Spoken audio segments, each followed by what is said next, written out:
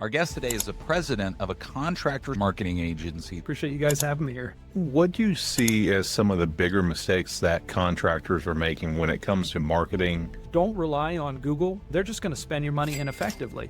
What are some of the low-hanging fruit items that improve marketing? My goal was I want more relevant traffic. I don't think people understand the value or the costs associated with CallRail. What converts in CallRail are two opportunities. Can you kind of speak to what first-party data tracking is? There's going to be restrictions unless you own that first-party data. Where are they best to spend that dollar? If you've got really good creative and a good brand, then it can actually be an incredible lead source. Welcome to Beers with Contractors. Terry, and tradies. How are you, Terry? Doing good, Will. Yourself? Oh, man, it is. I've been better, but we'll get to that here in a second. First off, welcome to another episode of Beers with Contractors. It is Thursday in your world, but today it is Friday in mine and Terry's. We are excited to be here. Before we jump in, of course, you know the routine. Be sure to like, subscribe.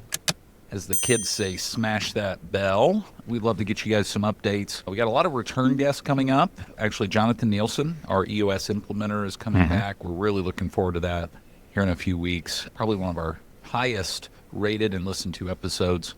Also have another attorney and roster coming in to help you contractors out there with some of the legal stuff. But before we get to that, let's go ahead and welcome some new subscribers. Arian Rashid, Matt O'Flynn, Peter Boytz, Edmund Hurst, Gail Mason. Terry, you'll like this one. The subscriber's name was Heifer. Nice. Corey Dean 5, John Kunda, and we had many, many more, but I'm not going to take the 5 minutes to roll through it. But to you guys listening to us around the country, I know we joke about having 4 or 5 listeners, but I'm excited to add you guys to the loop. So I guess that'll put us maybe up to 17 now, Terry. We're getting there. We are getting there, man. We are this close to being famous and retiring from our wild world of podcasting. So, but no, I mentioned I had been better, and I think you're going to be better next week.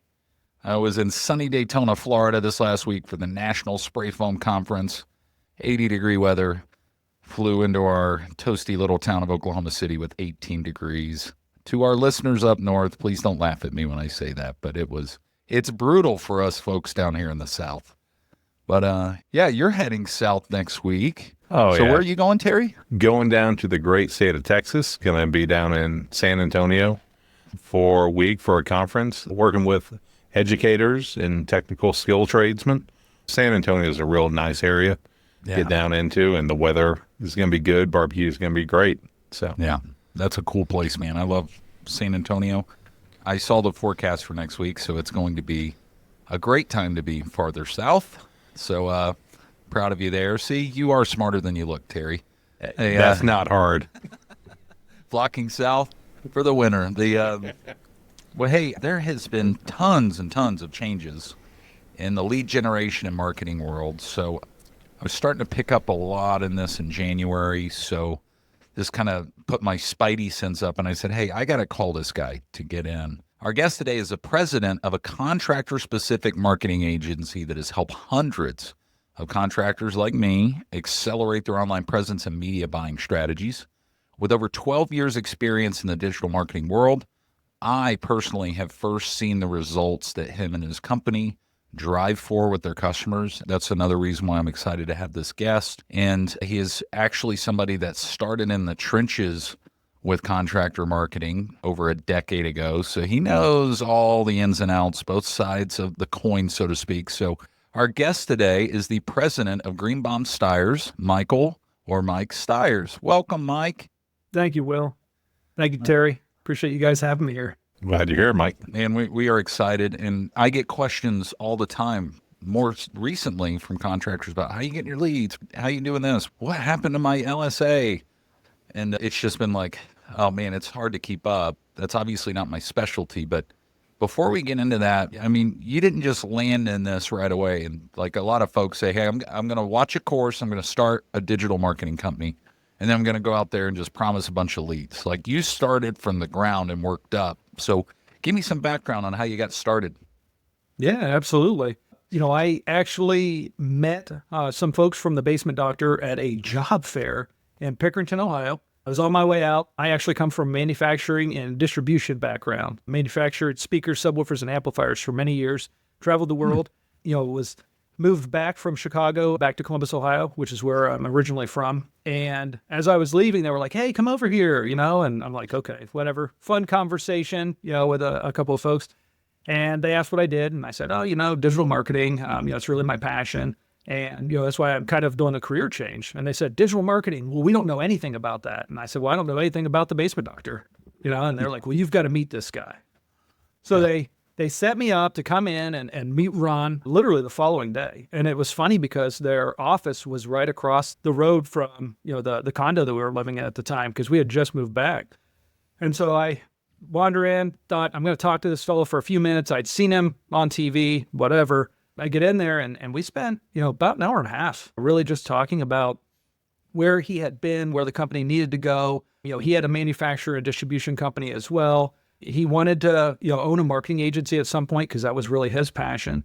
And, he said, "I'm going to hire you. You're going to come in and be my digital marketing specialist, but I think that there's more to it." And I said, "Okay," So that's kind of where it started. We got in there at that point. He cracked open the books, and I didn't know anything about home services, but I knew a 13%, marketing spend was pretty rough. Yep. So I asked him about his goals, and we built some spreadsheets, and he turned me loose on his website. And, so I'm like, wow, website's outdated. Content's not made for, conversion rate. It was just really bad. And at this point, the reason why they were spending so much is that it was just TV. It was TV, radio, print, billboards, a lot of traditional stuff, which is not bad. It's very good for branding. But in 2013, Google was really there. And I had already done a lot of advertising, pay-per-click management on Google and Facebook. So, essentially we ended up overhauling their website. I built out some ads for them, and like clockwork, the leads started coming in, and he's like, "This is crazy that you can actually do this." I took their 30-second commercial one day. He came into my office and he said, "Too late for me to buy more TV. Is there anything you can do right now to get some leads?" And I said, "Yeah, let's take your 30-second commercial. Let's put it up on Facebook. What kind of budget can I have?" Because, at this point I didn't manage the budget. Yeah. So he said, "Try $50. What can you do with 50?" So we get it running. Obviously it takes a little while to get it processed. And then, we're watching the call center. Call center, gets a call. Well, I see the conversion tracking. It's, coming from this video. And he's like, "This is crazy. This really works." Because he was like, digital doesn't work. It's the black hole. I'm going to spend money and it's going to go nowhere. Yeah, it's like black magic. Like, we don't know where it goes. Yep. So that's really where it kind of started for me, in the contractor world. In less than a year, I became the marketing director, replaced the outgoing marketing director. She was fantastic, by the way, but, relevancy and, not really being in tune with what the consumers, were using, meeting them where they were, optimizing the site and all of the marketing materials. Yeah. So, my claim to fame is that by the time, Ron ended up selling the business, we got it down to a 4% marketing and advertising spend. Holy smokes. Yeah. Nuts. And it's pretty wild because, you guys know, getting out there fighting private equity and, they're in a high burn rate. So we were just incredibly efficient, and, that's what we apply now. Yeah. Well, Mike, first off, I'm going to cheers you to one specific thing you said in there, is that you came from manufacturing subwoofers. Mm-hmm. And, Terry and I are kind of like Clint Eastwood and Gran Torino, like, "Damn kids, get off my lawn." So I'm glad that you're not cranking out these subwoofers that these kids are driving through my neighborhood blasting bass. Not anymore. I was that guy, and now I'm in your position because I'm like, don't these kids have something else better to do? They're waking the dogs up, they're barking. Come on. Oh, man, that's funny. So you were part of the problem and you're part of the solution now. So yeah, I was a big problem, but ours was more of a competitive nature. So okay. I got to underscore that, though. 4%, especially in home services, is like unheard of. And granted, I know these were in the earlier days and we've had a lot of cost changes, but even back then with my previous companies, we were always 8 to 10%, which I think is fine if you're growing, you're scaling. But man, if you can get the same results for 4, like, I want to crack into that with some of our later questions, because that's miraculous. Mike, what do you see as some of the bigger mistakes that contractors are making when it comes to marketing and lead generation currently? I think Some of them are trying to do it themselves, and they think that Google's their friend, and Google's going to send you messages and auto-apply recommendations and everything else, and that's the fastest way to crash a campaign.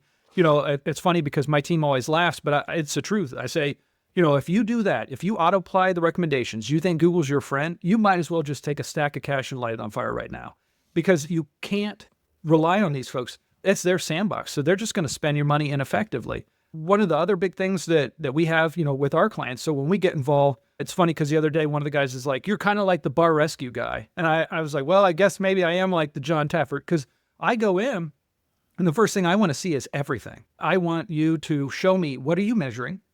What are your results so far?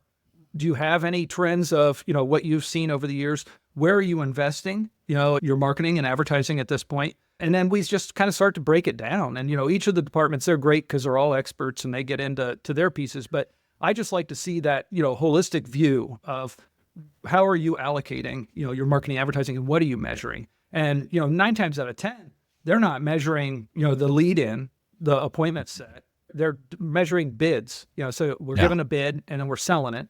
Maybe we're calculating our average, sale. And so by getting in and actually establishing these KPIs, and I know you guys talk a lot about EOS. I did EOS for 5 years. We broke, 2 real companies into 5 companies. And ultimately, we're the one that stands alone by itself now. But we created those KPIs and, we understand that sheet that you have to create, and at a glance, in a heartbeat, I can tell you what's wrong because this box is red. What's going on? Well, the call center is not setting at, 90% of lead to appointment set. They're 85%, they're 80%, what's going on? And then you look deeper and you see in CallRail, well, they're missing calls. And so that's really what we kind of uncover. And it's hard too, because, knowledge is power. And what you guys are doing here is really providing so much information to these contractors so they can be effective in their businesses. So I commend you for that. Yeah. Well, when you were mentioning about that, I find it so humorous because remember back in the day, Mike, when it was like Google's big thing was don't be evil. It's like, dude, you're kind of evil. Yes. Yeah. Because, when you talk about not trusting, man, they will charge that credit card as long as you let them. And, man, they will run that budget dry in a heartbeat. Ask me how I know. Yeah. But, Mike, I've got a 2-part question for you. Sure. Because I know that there's some low-hanging fruit out there for some contractors that they could do today to improve, lead gen. And I know you guys do more than just online marketing. You get your full marketing suite, but this is something I know you're an expert in. So what are some of the low-hanging fruit items that guys can change today on their accounts to try to improve marketing? And then the second one is, a lot of contractors have an existing web company and they have no clue how they're doing. Yeah. What should they check for to hold these companies accountable? Well, yeah, those are actually really good questions. So on the first, did you want me to speak specifically on Google? Yeah, because I think like as contractors, we think of like our website Yes. and our, search engine optimization, which is our content driving results. Yes. And then of course, PPC and things like that. So yeah, let's start there. Okay, great. First and foremost, I think that at this point, you need first-party data tracking. Don't rely on Google. We found out very quickly, Google is very fictitious in what it reports because its goal is to get you to put more cash in the machine. So, they measure a key event or a conversion as a click on a phone call. And, you can go into Tag Manager and you can set this to be a requirement of like 60 seconds, but still, trust me, they're going to find a way to really just take control of that situation and make you want to spend more when it's not a real lead. On first-party data tracking, we're able to sync up those accounts. This is something that a contractor could do as well. So, you set up a call with CallRail, they get you set up with an account. They'll help you do all the integrations. So they'll integrate to each of the platforms. And then from that point, you're actually seeing transparently what really is a conversion. You can create the reports, you can score the leads. That's my biggest piece, because if you're just relying on analytics to tell you what's a conversion and what's not, I know a lot of folks out there are using agencies, they're getting a report on a monthly basis, and it shows that they got 300 leads. And they're like, no way, I had 30 leads, and it turned into 25 appointments. And they're like, no, this is what it shows. And look at the average cost per conversion. This is great. So it's really just getting rid of the fictitious data. I think going into the analytics account and verifying that your key events are set up to measure once per session instead of once every time, that eliminates some of it if you have to be reliant on analytics. That's really the low-hanging fruit, the easiest things that you can do.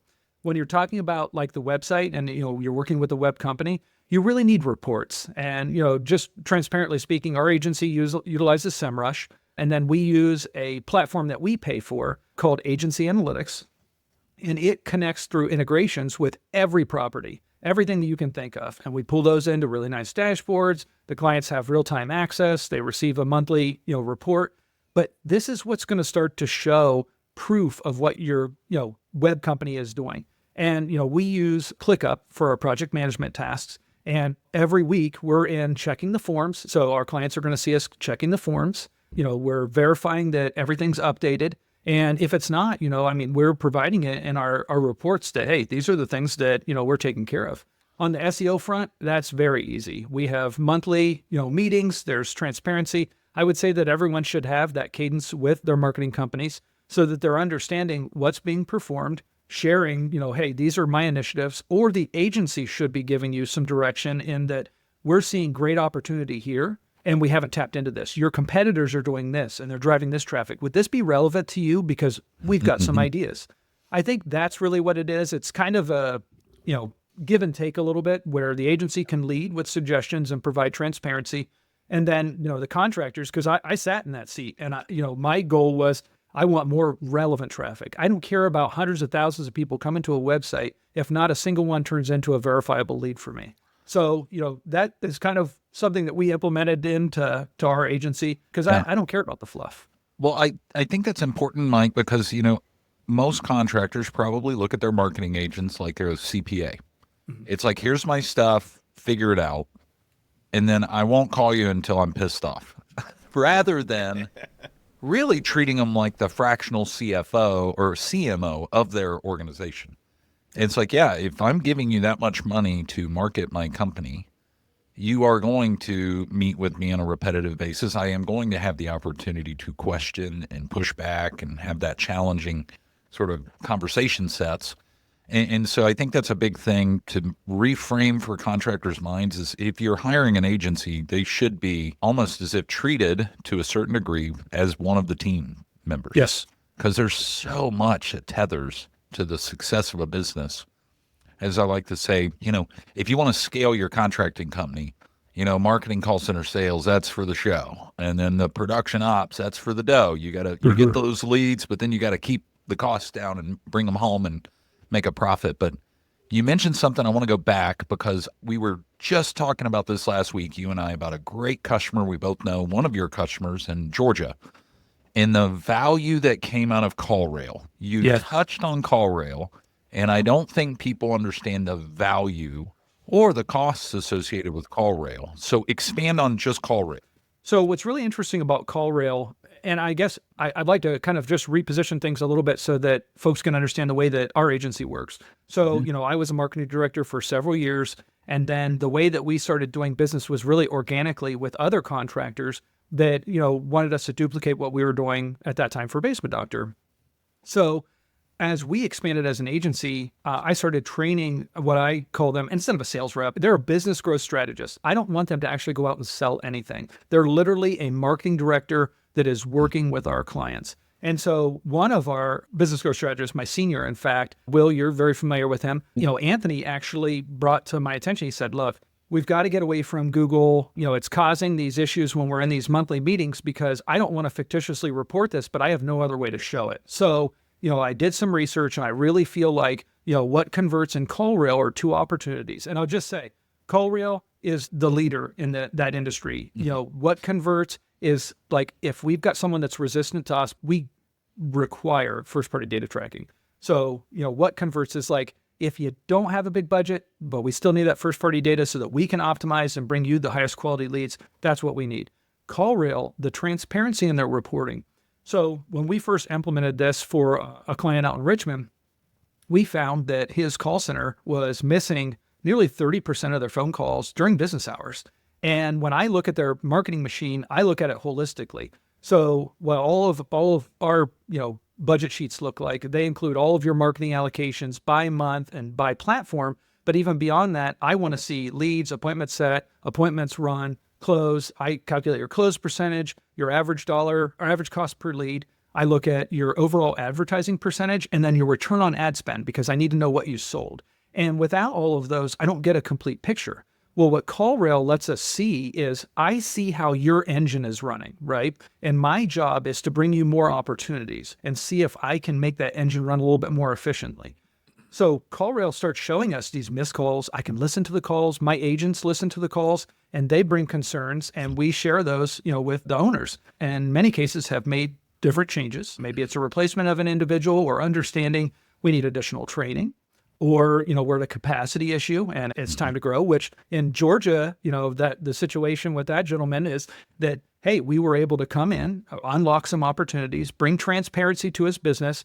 And he, came back from a wonderful vacation and said, wow, okay, I was skeptical, but you guys you're doing what you said you were going to do. And I can see, with CallRail, I need to hire another person. And I didn't think that I was going to need to hire another person. Yeah. So CallRail, I'm telling you, averages about $150 a month. It's based on volume and the number of lines, number of tracking platforms. But my, oh my, when you can show your return on such a simple cost as that, you better invest in that. I mean, it's a no-brainer. Yeah. Well, and also because consumers, they're so driven towards, telephone communication with us, the contractor. Yep. And it is funny because it also keeps everybody honest on both sides. It's like, I didn't get any damn leads. And it's like, actually, you missed 60% because you weren't answering the damn phone. Yep. Come on, Earl. It's 2025. You got to have voice over IP, right? So, yes. But yeah, I just think that's such a great product and such an affordable product that we forget, to help manage this monster that we're creating in marketing. There's these tools that need to be bolted into it. Yeah. Mike, can you kind of speak to what first-party data tracking is and break it down real simplistic because you are talking with me and Will? Tradies, running your small business can be demanding. You got suppliers you got to work with. You're managing crews. Hell, you're chasing sales. It's a lot to take in. Listen, if you want to grow your business, you got to stop working in it and you got to start working on it. So that's where my friends at Foundation Rescue Supply come in. You're not just getting foundation repair products and waterproofing products and air quality control products. With their nationwide distribution, you're getting a partner who knows how to help you scale. And that's why I use them. The Foundation Rescue Supply team has industry knowledge that'll help make your life easier. You get the tools, the trainings, the systems that you need to move the needle. You want your sales team to close more leads? Done, because they have the proven process for that. You need your crews to work smarter, not harder? Done.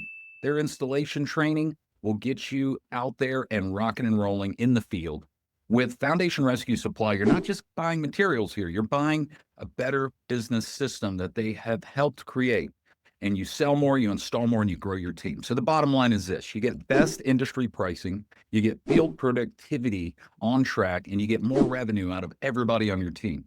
So this is your chance to step up, scale up, and thrive. If you are ready to make that happen, head to foundationrescuesupply.com, check out their catalog, and speak to my friends, their team, how you can take beyond the products with your company with Foundation Rescue Supply. Yeah, absolutely. So when you're talking about first-party data, you have 100% transparency because you have gone through, you have your account with CallRail. So you essentially own all of this data. You're not sharing it with anyone else. So that means it's first-party data. Now, what I can do is what I actually, have our guys do on a monthly basis is that we actually download all of that conversion data on a monthly basis, and we upload it back into our Google Ads so that we can further optimize because we're giving these cues into this. It also goes back and it bridges the gaps. So when we have this first-party data, now in CallRail specifically, you have a client card. You can see every interaction that individual makes from their first interaction. Maybe they called in from a number they saw on a billboard, but then they went to your website and they visited all these different pages, and you can see where they're located physically. You can see all this information because it just begins to compile all of this great data. And, for us, I mean, this is like a gold mine. Most of the business owners, some of them understand it, completely. Most do not, but the value is really there for the marketing and advertising side because you begin to learn, hey, here's this pocket of potential. And this specific city is showing that all of these foundation issues are relating to this. And because I have transparency to that, if you look in your analytics account, I'm going to tell you right now, you're seeing where all of these different hub stations are where people are tapping in. So you might get upset like, Will, hey, Oklahoma, why in the world are you showing something from Asheville? Well, that's because that's a spot for Amazon to fire in, from their data centers. And it's happening more and more. So you don't have transparency to that. And there's going to be more and more, obviously restrictions, lack of visibility, no clarifications, unless you own that first party data. I don't know, Terry, did that kind of give you a good feel for it? Yeah. And so when I'm looking at CallRail, that is something that I'm installing on my website and giving you access to, correct?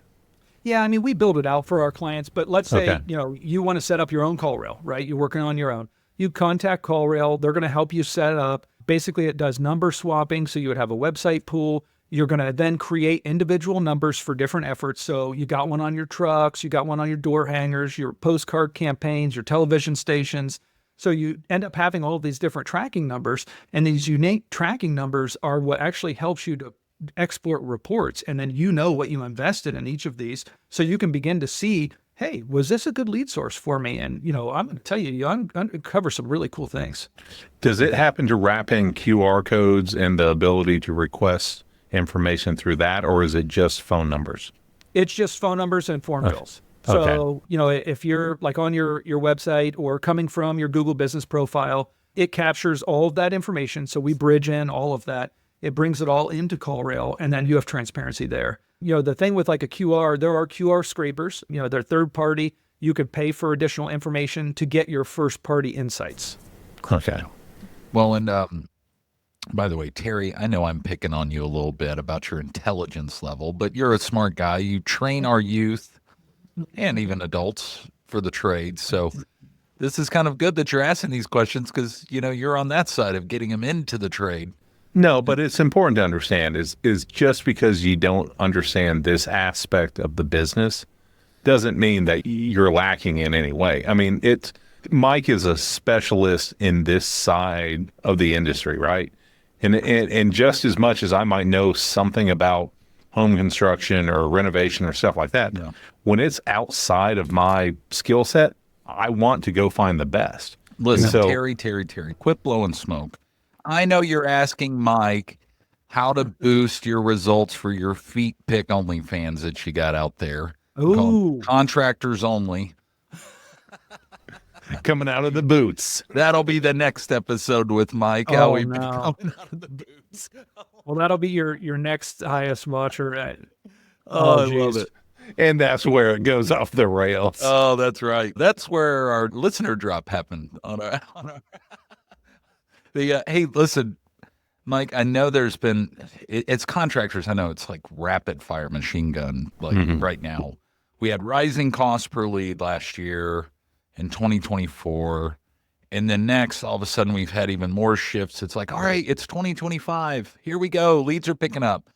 And then there's tons of changes that hit us in January. So I want you to get your crayons out for me because I genuinely don't know the ins and outs of this. But there's been a lot of changes with end user privacy laws and lead generation. So bring everybody up to speed on this because it affects all of us. Yeah. So, I mean, we can go all the way back to the TCPA, so the Telephone Communication Protection Act. Everybody had the cold callers that would call you constantly. And then you'd have to get yourself on a do not call list and you'd have to, fight them back. And then if they kept calling you and you were able to get proof from your phone company, you could get paid a lot of money. Well, a lot of that is really what's kind of coming down the chain because, I know we were talking about it previously, but I can't tell you how many people text me on a daily basis that want to buy my house.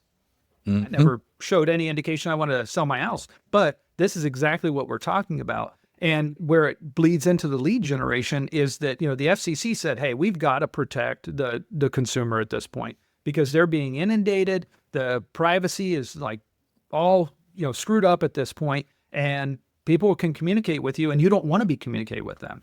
So, you've got all these different things that keep rolling out. Well, the 11th court basically smacked down the FCC's one-to-one consent, which would have protected kind of like, Angie's, for example, right? You go to Angie's List. I don't know that the consumer typically knows that they're going to get inundated with, 15 plus phone calls from, random people that they didn't know that they were going to be hearing from.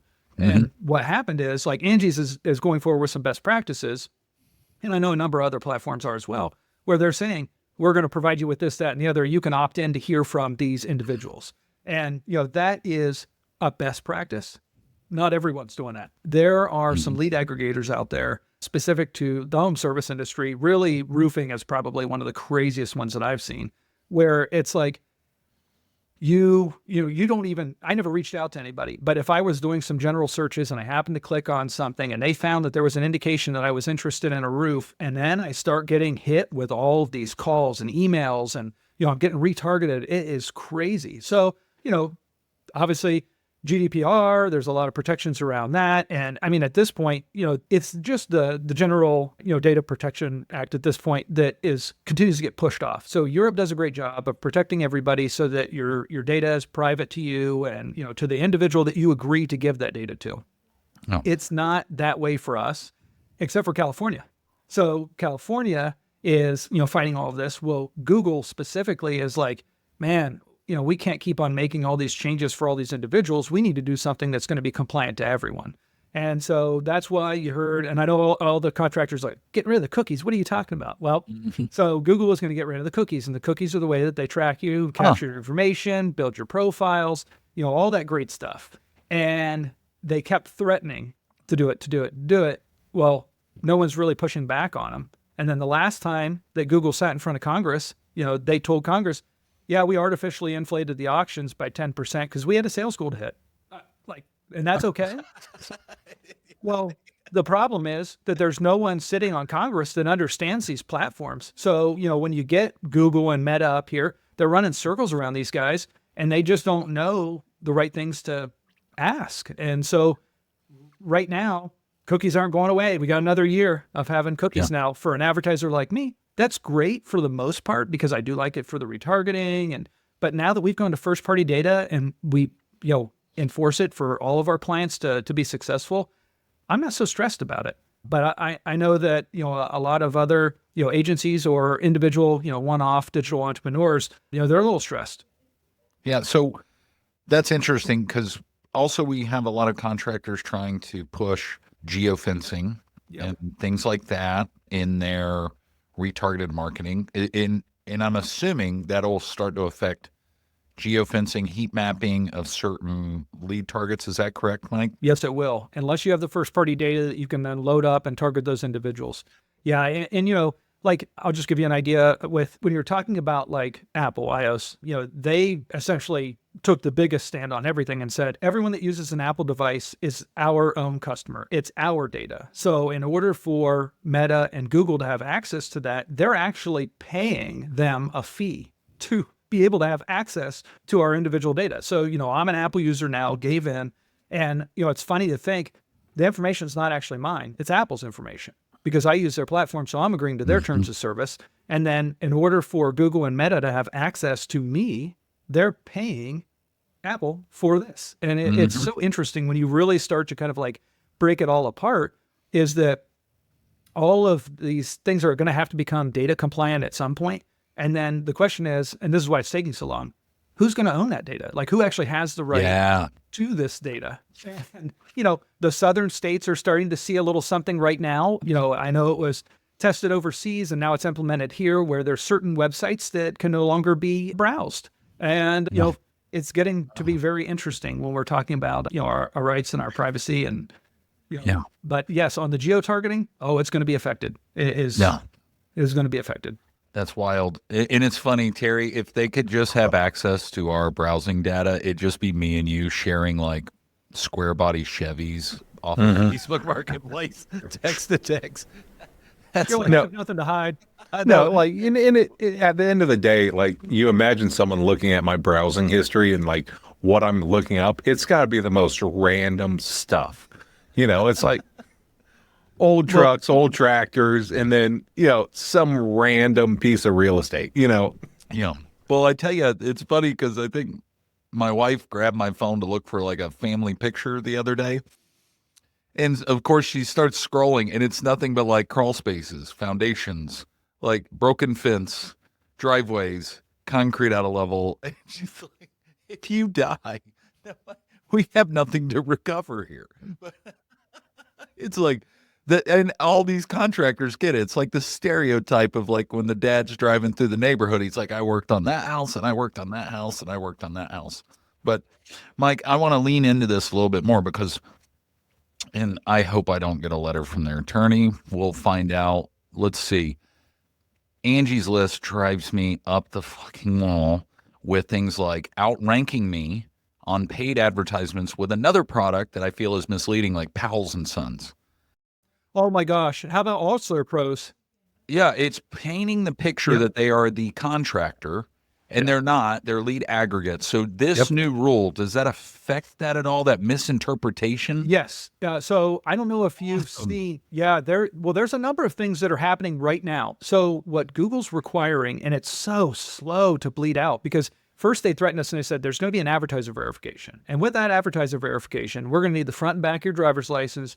We need your business information. We've got to be able to prove that you are the business that you say you are. And then up next to your information moving forward, we're going to go ahead and show the name of your real business. Well, what's interesting is Powell & Sons is not an official business, and neither is All-Star Pros. And if you look at each of their websites, they're made to completely deceive the homeowner. And it's these deceptive practices that even Google's like, oh yeah, this isn't good. Well, that's because the government's saying, hey, this is deceptive. This is shady, because what's happening is when that lead comes in, and Angie's is all about this because they have that relationship. And this is like probably one of the worst things for a contractor, because a homeowner knows what Angie's List is. A homeowner goes to this Powell & Sons or All-Star Pros and they say, I feel confident in this company. They sound like they're doing all this stuff. And so they give you the information. And next thing you know, man, that's being sold to everybody. Mm-hmm. I know that there's some other ones involved in that. I think Groundworks now is, put their hat up in there, but it's tough. So the way that the rulings are supposed to be is that once everyone is put through this advertising verification, and I've got to assume that the reason why it's not being pushed very fast is because there's a monetary impact to Google from this, because we all know these guys are advertising everywhere. So the second that you make them go through and transparently show who they are, who are they? What's that name that's going to appear next to that advertisement on that Google listing? That's what's going to be interesting to me is, we've gone down this rabbit hole. The great thing is the general consumer can do some research on Google. They can uncover, if you look up who is Powell & Sons, holy moly, the negative stuff you're going to see. I mean, people have gone to the BBB. They've created Trustpilot, pages, everything you can possibly do. And then there's contractors. A number of contractors have created blogs to just really out these companies that they're not real. Don't trust them. Yeah. And it's unfortunate, though, because people are not searching for that blog content. Correct. They're just genuinely needing a service for their home. And I feel for the, call it 3 to 7 employee fencing company out there, that they're putting their hard-earned cash into paid advertising and getting outranked by a multi-billion-dollar organization. It's frustrating. I'm very glad to hear that. And I think that's a good win in that world.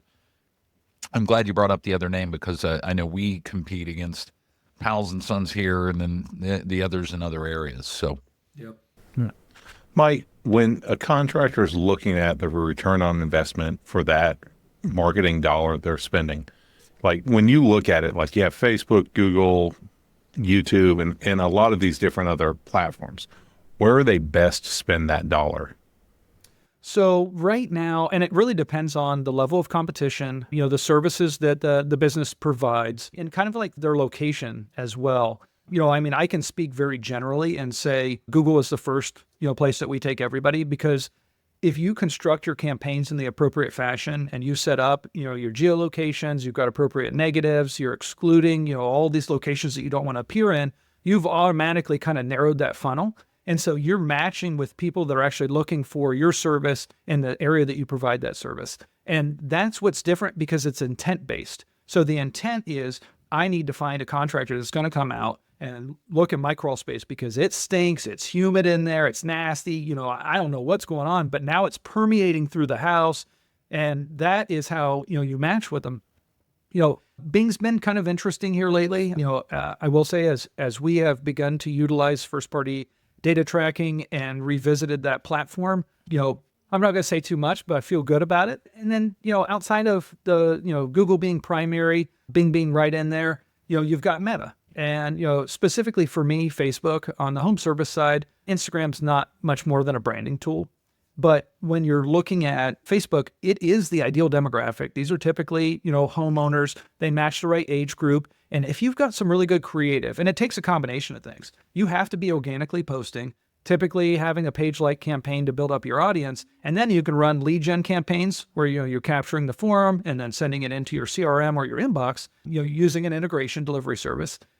If you've got really good creative, and a good brand, then it can actually be an incredible lead source. And, we've got certain clients that, Meta just kills it for them. And then we've got other clients that don't have a big brand and they don't have, a really big budget. So we would rather allocate, their budget into Google where, we have that low hanging fruit. Yeah. So I don't know if you got that, and I might have heard it wrong, right? But you said that Facebook is that ideal brand where they're a homeowner, right? So meaning the younger people are not on Facebook. They're somewhere else entirely, right? Yeah. So the younger people, it's kind of funny too. I think that there are, some younger folks, we can see it. Like when you look at the, analytics on a monthly basis, from the Meta platform, you can see a clear distinction between Facebook and Instagram. And then obviously you can see the skew on TikTok. TikTok's really interesting because a lot of people are actually gravitating to that platform. I'm not interested because I'm really not a fan of social media on the personal side. But, when you're thinking about, like these different platforms, Facebook really is like 35 to like 65-year-olds that are really active on the platform. We see it with the engagement, the comments, the following, the lead generation. When you get to Instagram, it kind of skews a little bit younger. And then, TikTok obviously is incredibly, young, very active, obviously, very interesting platform. Yeah. Well, along with angry grandmas that have been hacked and also forgotten their passwords on Facebook, right? Yes. Or better yet, I saw a great post the other day. It was like poking fun at the neighborhood posts from your neighbors on Facebook. Like, what was that boom in my neighborhood? And everybody's like, what the hell? I don't know. Yeah. Oh, yeah. But this is a great segue, Mike, because TikTok is growing. It is there no matter what your disposition may think about TikTok as a product. I know there's a lot of contractors out there, and I'm sitting here thinking, I don't have to actually be dancing on TikTok to survive the next 3 years, right? So, how are you seeing that being utilized as contractors to the best of its ability as a low kind of branding source? Oh, absolutely. So I think TikTok is fantastic for individual companies. I know for you guys in general, I think TikTok is a great place to just quickly get information, education, front of, top of mind type of element. But when you're talking about the contractor, we always when I was with the basement doctor, it was content. Now at that time we were creating content because it was back in the day for Facebook and, really making videos, going live, but it's just educational because people want to see those things. How many people are watching these videos of this guy that just randomly goes out to do a good deed and he mows somebody's lawn and he, shows this before of this house and it's overgrown. And then afterwards it's like, it's not a bad place. That was a good deed.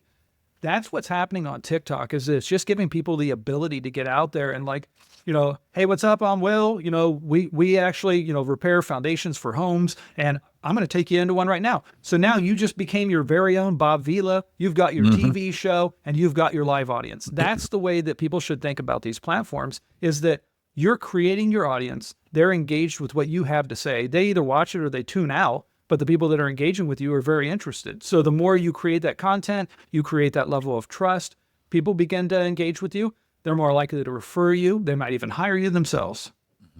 Yeah, and I'm glad to hear that because we see that so often, and there's some great people that we've even had on our show that their following came from just shooting very jittery and fuzzy iPhone shots of how to service their HVAC or check your thermostat. And these were trades professionals But they're leveraging that, and I think that's wise, and I think it's great just for our building community because it also brings the trades back in front of the younger generation. Oh, agreed. And, which is commonly known as an unsafe career, as disclosed by surveys all around the country. So it's showing that it's not, and it's also very lucrative and can be fulfilling financially. So shifting gears here a little bit, I know that I experienced this last week, as many people did across the country, that they logged in and noticed they were missing hundreds of their online Google reviews. Oh, yeah. And the oh shit moment happened. It's a big wave across the country. Mike, I know it's changing daily. What the hell happened here? All right. So it was really interesting because at first, even Google was kind of mystified, and they went through several days of not even saying anything. So it started on Friday, and it didn't hit everyone in one wave. But as it started to bleed through over the weekend, I mean, it got bad. I started getting phone calls, text messages, emails. Then I had my strategists reaching out, and the account coordinators were reaching out, and they're like, what in the world's going on? So the more we dove in and researched, if you actually went to your profile, and this is really crazy, I can't take credit for this. This was a young lady on LinkedIn. If you went to your Google business profile, and this was specifically like, it was easy to do if you had very few, reviews, the number quantity would show less than physically could be counted. So when you went through and counted them, the reviews were actually there. The problem was, and this is honestly, if this was a test, this was a brilliant test by Google because the reviews could be there. No one will ever even care. It's the number that counts. That's all. And so obviously there's a bunch of shock that goes through everybody. We reached out on all the forums. There's some wonderful platinum members that ended up doing a deep dive, and they said, okay, there's got to be some sort of block. And then Google acknowledged it and said, there is a filter. We don't know how it's applied. It's taking away, these reviews, and the reviews are actually there. So they're physically there, but the number quantity is just not showing. We're working through this as fast as we can. Now, what's interesting is they progressively fell off, and now they're progressively coming back. So this wasn't just a flip of a switch. So your guess is as good as mine. Obviously, it's Google's sandbox. I think we're all sitting here. I've got my popcorn because I'm like, somebody tell me how they could do that, because my concern was that it was going to turn into kind of a Yelp thing, and they were going to begin to extort us to be able to show our valuable reviews. And, then they'd have a whole, like, you could have your reviews here, but then we're going to hide some other ones down here that aren't recommended. Well, why aren't they recommended? I don't know. So, I mean, they're reviews from a customer.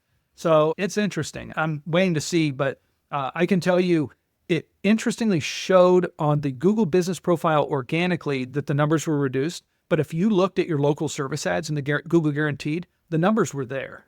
So it was really interesting how it was only affecting the local profiles.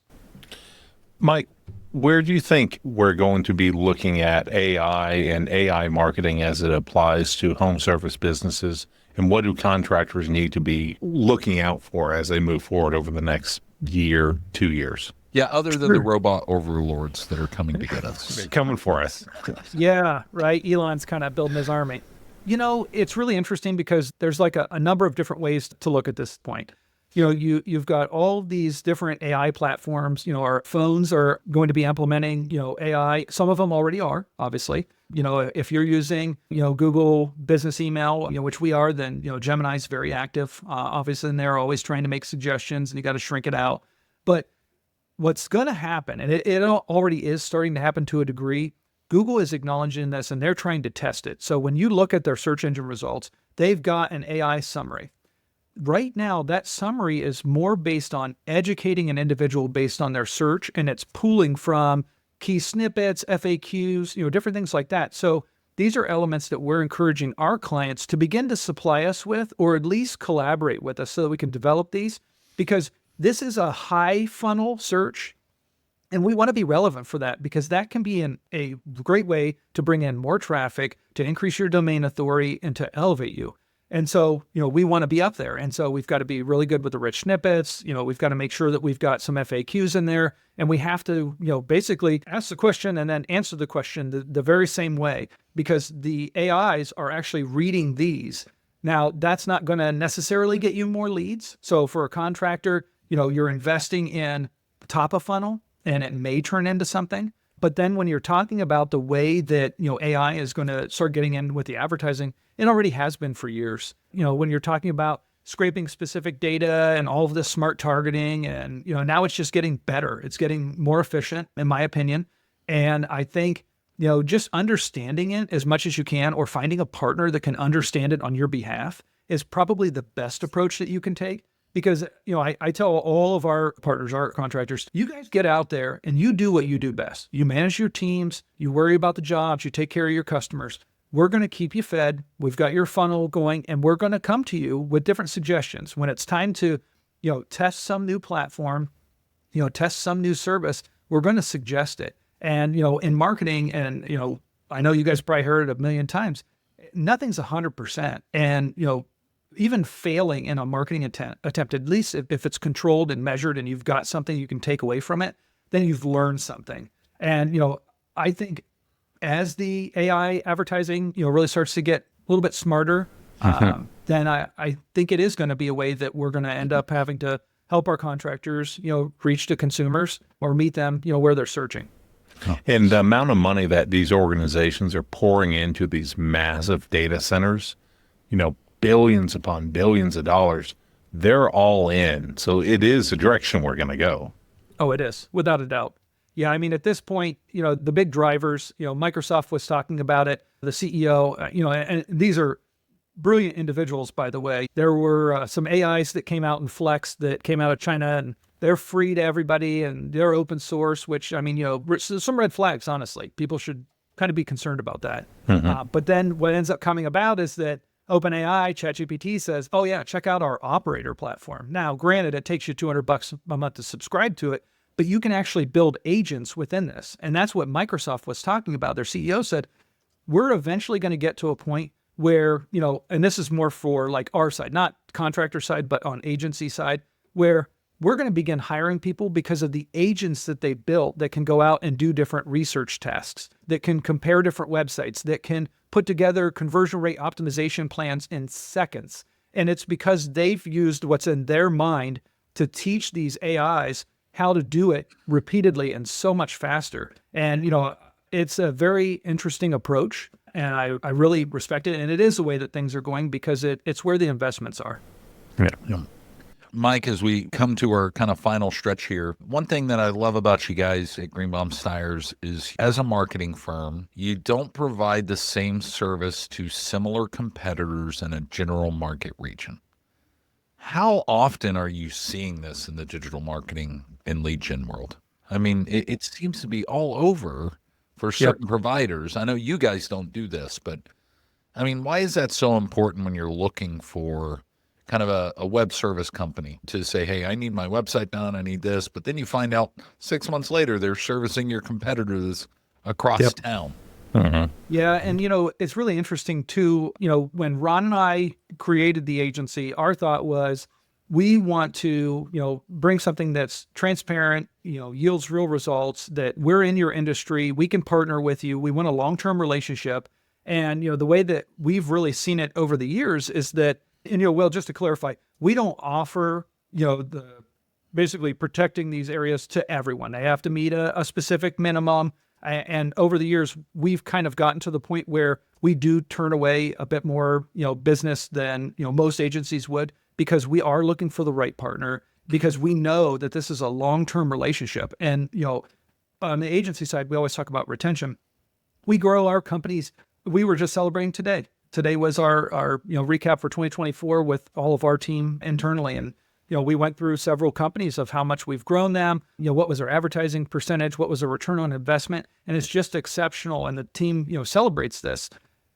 If you're marketing with everybody, and I'm not going to name the different companies that are out there, but they're cookie cutter. So what's happening is they're taking this information and these things that they've developed for, one company, and they're applying it to their competitor.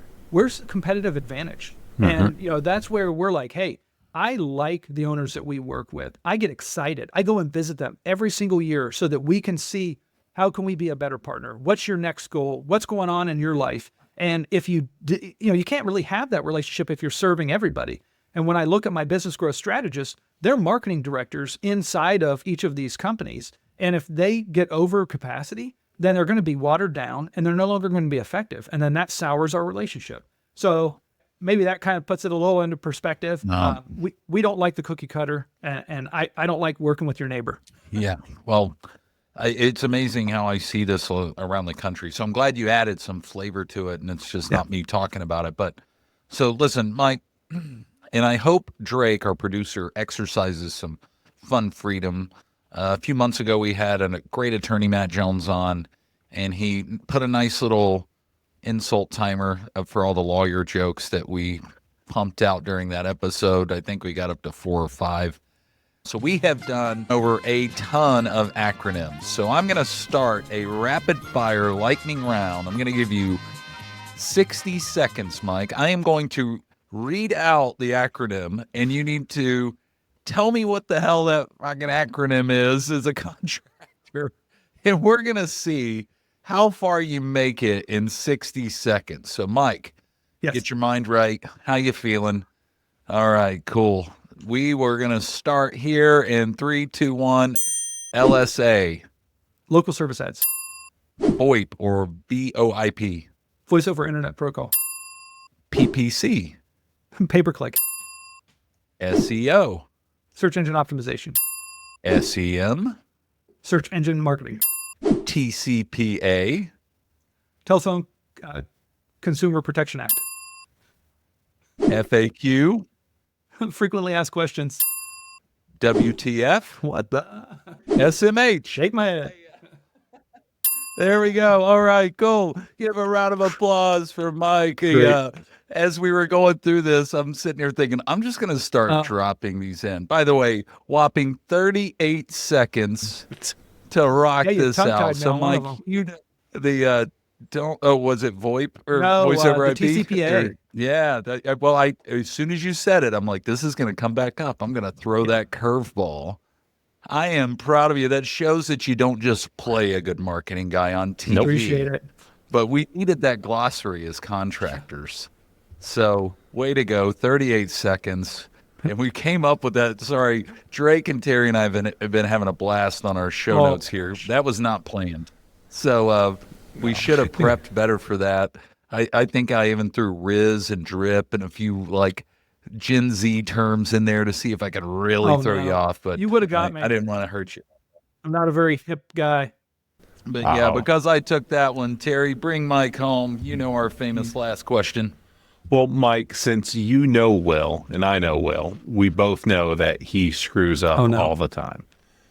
Yeah, I know. So is there an example in your history where you've screwed up so bad that you can look back on it now and be proud of it?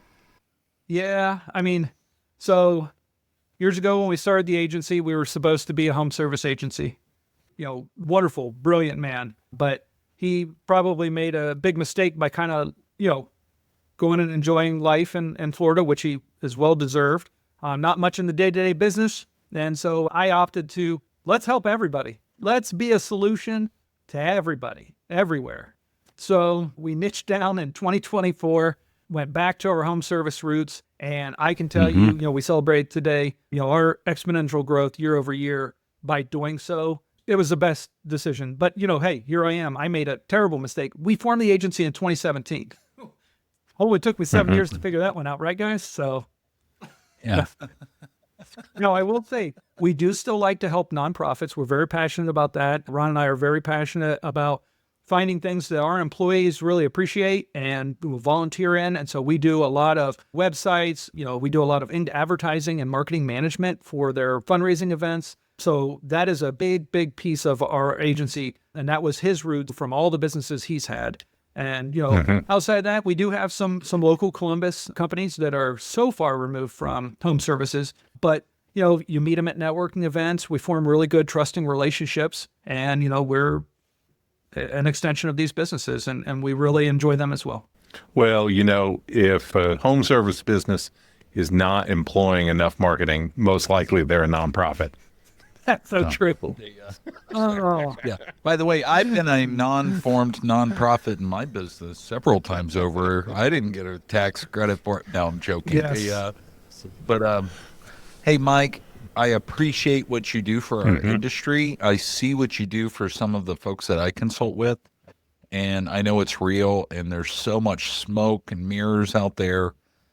I think it's really important. We're going to put your information that you sent me in the notes, but if somebody wants to get a hold of you, no matter what their trade, because I know you spoke a lot about foundation and waterproofing today, but you service all sorts of trades here. How did they get a hold of your team just to talk it out? Yeah, talk it through? I mean, obviously, we love sending people to our website, so greenbaumstiers.com.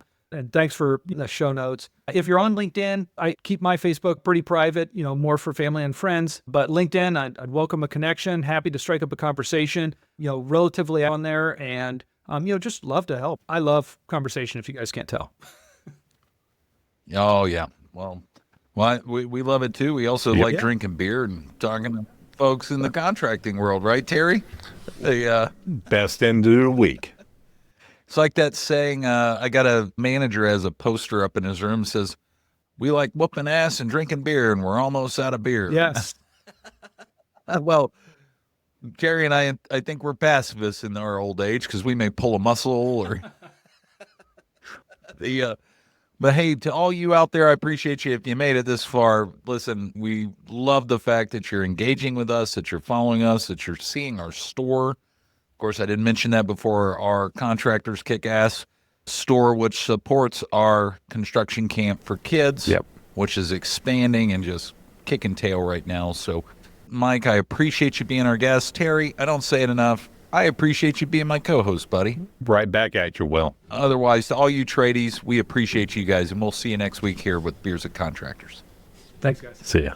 And that's a wrap for today's episode of Beers with Contractors. We hope you enjoyed our chat as much as we did.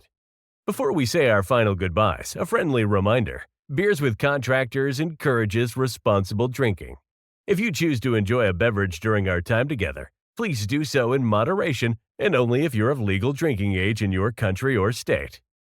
Furthermore, the advice and insights shared in this podcast are for informational purposes only. Always consult with professionals and experts in your field, and be sure to follow local laws and regulations regarding licensing and permits. We're here to help, entertain, and inspire, but your safety and compliance are important. So, as you head out into the world of construction and contracting, remember to build responsibly and make decisions that stand the test of time. Thanks for joining us today. We'll catch you on the next episode of Beers with Contractors. Until then, cheers to your success.